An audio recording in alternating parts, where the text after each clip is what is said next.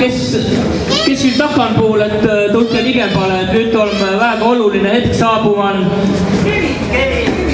Ja juba krõks, liitsa läbi lõigatud. Aplaus.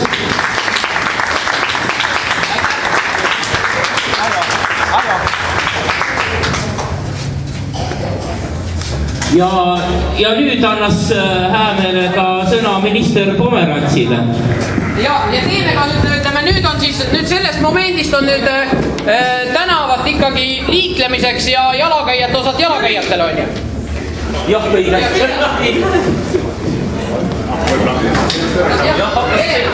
Helena, hakkab seisma. Võib sõita, et sa vabalt.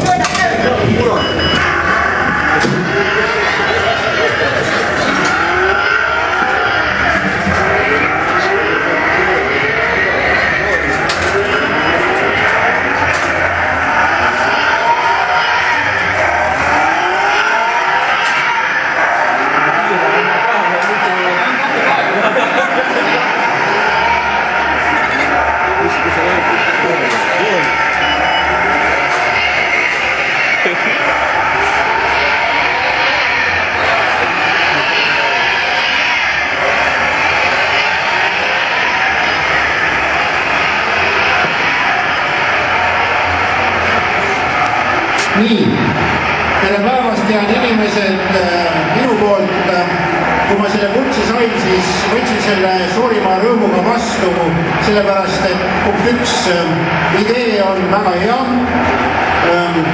See on üks näide, kuidas igaüks saab turvalisusesse panustada rahulikult kogu aeg ja kindlasti liiklus on üks selline koht, kus me eeldame, et teised meie ümber hästi käituksid ja see on ka see koht, kus me tahame õhtul kindlasti tervena ka koju pääseda oma lähedaste juurde.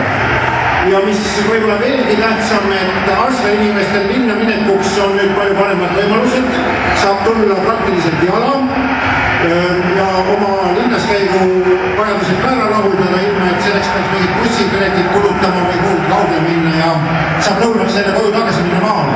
Et linna ja maa ühendamise eest ka suured tänud. Ja kui ma siin linnas ringi liikusin, siis ma vaatasin, et linnas puudub veel üks asutus, see on avalik raamatukogu.